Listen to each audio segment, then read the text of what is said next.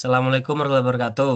Kami dari kelompok 10 beranggotakan 4 orang, yakni Fajri, Ervan, Reyno, dan Dava. Di sini kami akan membahas tentang topik server sistem arti arsitektur. Oke, lanjut. Oke, dimulai dari definisi. Silakan. Definisi sistem server sistem arsitektur adalah kerangka kerja yang komponen utama, alur kerja dan interaksi antar perangkat keras, perangkat lunak dan proses dalam sebuah sistem server. Dan bisa lanjut ke next slide. Karakteristiknya yang pertama itu kita punya distribusi tugas.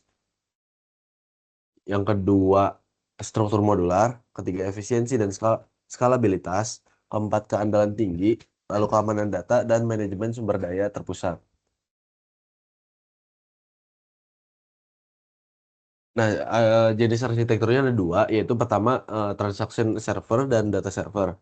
Transaction server itu digunakan untuk mengelola logika bisnis dan memastikan konsistensi transaksi dalam suatu sistem. Ciri-cirinya dalam fungsi utama yaitu menyediakan layanan untuk menangani logika bisnis dan manajemen transaksi. Eh, Pemrosesan datanya, transaksi dilakukan di sisi server. Server ini menerima permintaan dari klien, memprosesnya, dan mengembalikan hasil. Contohnya adalah seperti middleware. Middleware seperti TP Monitor, contohnya IBM CICS dan BEA Tuxedo. Lalu yang kedua ada data server, yaitu arsitektur berbasis data. Data server itu bertindak sebagai penyedia data mentah yang biasanya tidak memproses logika bisnis. Ciri-cirinya yaitu untuk fungsi utama, yaitu untuk menyimpan dan menyediakan data untuk aplikasi klien. Pemrosesan datanya, data diambil dari server ke klien, lalu logika bisnis diproses di sisi klien. Untuk contohnya, database server itu seperti MySQL, PostgreSQL, MongoDB, atau Microsoft SQL Server. Kita lanjut ke slide berikutnya. Jadi kan pertama ada transaction server. Jadi transaksi server itu adalah jenis server database yang menangani permintaan dari klien. Nah, biasanya permintaannya berupa query. Nah, server ini digunakan untuk memproses transaksi yang merupakan unit kerja dalam database yang harus dilakukan sepenuhnya. Nah, di sini juga bisa dijelaskan bahwa transaksi server juga disebut sistem server query atau sistem server SQL. Nah, itu memiliki proses kerja yang seperti, jadi pertama tuh klien mengirim permintaan ke server, jadi berupa SQL, bahasa SQL seperti kayak select, insert, update, atau delete ke server melalui jaringan. Lalu nanti transaksi itu tuh diproses oleh server yang menjalankan logika database, kayak baca data, modifikasi, dan lain-lain. Lalu hasilnya akan dikirim kembali ke klien. Nah, setelah transaksi selesai, hasilnya kayak misalkan transaksi berhasil atau enggak tuh dilihatin lah ke klien gitu, seperti itu. Lalu ada juga permintaan ditentukan dalam SQL dan dikomunikasikan ke server melalui mekanisme panggilan prosedur jarak jauh atau RPC. Nah, jadi SQL di sini tuh adalah bahasa standar untuk berkomunikasi dengan database. Jadi permintaan atau query ini dibuat di sisi klien dan diteruskan ke server menggunakan mekanisme RPC. Nah, RPC itu memungkinkan eksekusi prosedur di lokasi jauh, seolah-olah prosedur tersebut dipanggil secara lokal gitu. Lanjut, berarti di sini selanjutnya ada RPC transaksional memungkinkan banyak panggilan RPC untuk membentuk sebuah transaksi. Nah, jadi dalam transaksi kompleks, satu transaksi itu memungkinkan terdiri dari banyak langkah seperti memeriksa saldo rekening, memindahkan dana ke rekening, dan lain-lain lah, masih banyak. Nah, jadi untuk menyelesaikan transaksi ini, beberapa RPC itu harus dipanggil secara berurutan, tetapi seluruhnya dianggap satu transaksi. Nah, jika ada langkah yang gagal tuh dilakukannya rollback lah, seperti itu. Lalu di sini ada aplikasi biasanya menggunakan API ODBC atau JDBC untuk berkomunikasi dengan server transaksi. Nah, jadi ODBC dan JDBC atau ODBC itu kepanjangannya Open Database Connectivity, dan JDBC adalah Java Database Connectivity, adalah API standar untuk menghubungkan aplikasi dengan database. Jadi API ini menyediakan antarmuka universal sehingga aplikasi dapat berkomunikasi dengan berbagai jenis database tanpa perlu mengetahui detail implementasi spesifiknya seperti apa. Seperti itu. Baik, lanjut. Nah, jadi di sini tuh ada gambar yang menunjukkan fondasi dari database management database management system yang modern. Nah, bisa kita lihat dari atas itu ada user process. Nah, user process itu apa? Jadi, user process itu seperti klien.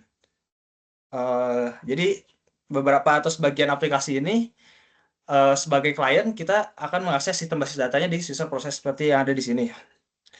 Dengan melalui ODBC dan JDBC yang tadi sudah saya jelaskan sebelumnya. Nah, lalu di bawahnya ada server proses atau jadi tugasnya itu untuk memproses data atau keinginan klien dari user proses di atas gitu. Jadi dia tuh bertanggung jawab untuk mengelola data dan menjalankan query yang klien minta. Lalu di bawahnya di sini ada shared memory. Nah, shared memory itu apa? Jadi shared memory itu adalah memori bersama yang digunakan untuk komunikasi antar server proses. Dan shared memory juga dibagi menjadi 4. Ada buffer pool, query plain cache, log buffer, dan log table. Nah, jadi buffer pool itu adalah area penyimpanan sementara untuk data yang sering diakses. Lalu ada query plain cache, di mana penyimpanan hasil perencanaan query untuk mempercepat eksekusi query berikutnya. Lalu log buffer itu penyimpanan sementara untuk log transaksi, dan log table adalah digunakan untuk mengelola mekanisme kunci locking dan menjaga konsistensi data.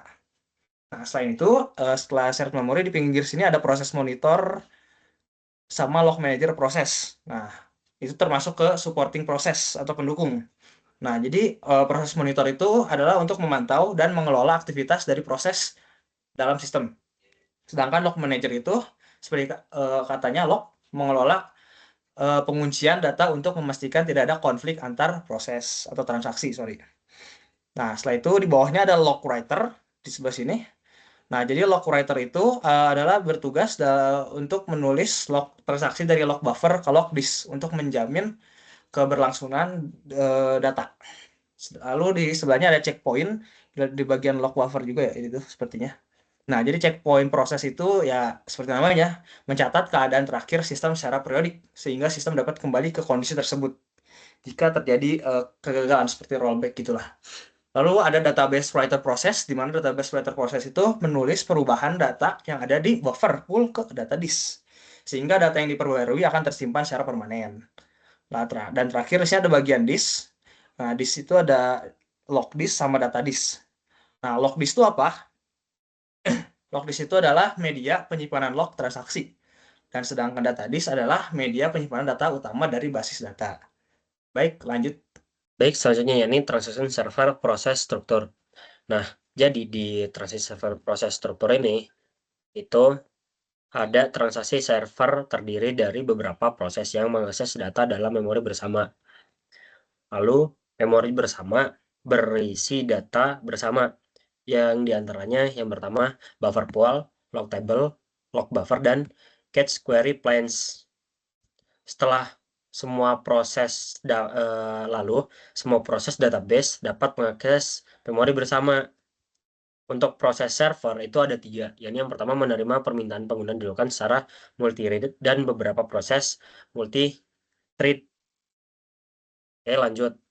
Nah, di sini proses server itu menulis blok buffer yang dimodifikasi ke disk secara terus-menerus. Lalu log writer proses itu server menambah log ke buffer. Lalu yang kedua, log writer menyimpan log ke penyimpanan stabil. Lalu di sini ada checkpoint proses, di mana melakukan checkpoint secara periodik. Lalu yang keempat, proses monitor proses, memantau proses lain dan mengambil tindakan pemulihan jika terjadi kegagalan. Setelah itu di sini ada poin pertama yakni log manager proses, dan yang kedua mutual exclusion. Di log manager proses itu dapat kita ketahui bahwa komponen yang mengelola kunci untuk memastikan konsistensi data dalam sistem transaksi. Nah, fungsinya log manager proses adalah mengatur dan mengontrol akses klien ke sumber daya bersama. dan juga menghindari konflik yang muncul dari operasi transaksi yang bersamaan. Lalu yang kedua, mutual exclusion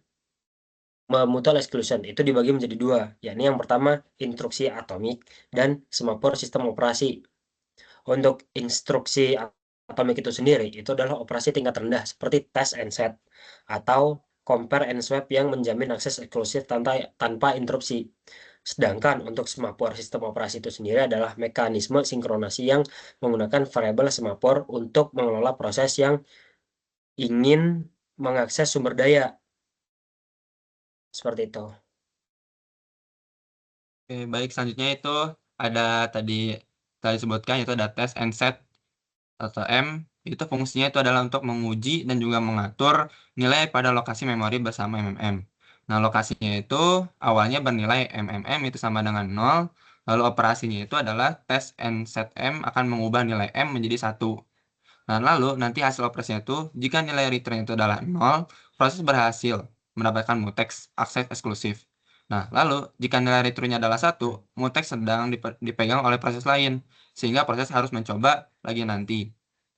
Lalu setelah itu ada mutex itu dilepaskan dengan mengatur nilai M sama dengan 0. Nah, operasi ini itu sering digunakan dalam sinkronasis primitif untuk mengimplementasikan mekanisme kunci atau blok. Lalu yang kedua itu ada compare and swap atau jadi ini tuh seperti mengecek apakah nilai M itu sama dengan V1. Jika sama, M akan diperbarui menjadi V2.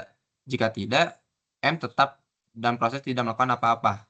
Nah, operasi ini tuh digunakan untuk memastikan bahwa perubahan pada suatu lokasi memori hanya terjadi jika kondisi tertentu terpenuhi. Nah, hal ini tuh sangat berguna untuk menjaga konsistensi data dalam lingkungan multiprosesor. Lalu di dalam compare and swap juga itu ada coherence cache. Ini istilah ini terkait dengan compare and swap itu karena operasi pada memori itu harus menjaga koherensinya. Lalu dalam sistem multiprosesor juga coherence cache ini memastikan bahwa semua prosesor itu memiliki pandangan konsisten terhadap nilai di memori bersama meskipun cache lokal itu diperbarui gitu. Lalu selanjutnya itu ada data servers. Nah, teknik untuk meningkatkan kinerja dan efisiensi itu terdapat 4. Pertama itu prefetching, itu mengambil item yang mungkin akan segera digunakan. Lalu kedua itu data caching, coherence yang tadi telah dijelaskan, coherent cache. Lalu ketiga itu log caching, kunci itu dapat disimpan dalam cache oleh klien di seluruh transaksi. Lalu kunci dapat dipanggil kembali oleh server. Lalu yang keempat itu ada active log granularly. Lalu itu ada log granularly escalation, lalu ada log granularly de-escalation. Itu adalah log granularly itu seperti penyesuaian ukuran kunci berdasarkan kebutuhan transaksi. Nah, tadi kan ada dua jenis, itu ada log granularly escalation, itu mengubah kunci dari level granularitas yang kecil ke besar untuk mengurangi overhead.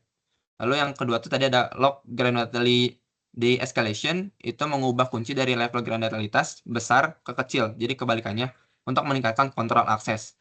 Nah, manfaatnya itu apa? Untuk menyeimbangkan antara efisiensi dan fleksibilitas dalam pengolahan kunci. Oke, mungkin cukup sekian dari kelompok kami. Terima kasih. Assalamualaikum warahmatullahi wabarakatuh. Salam.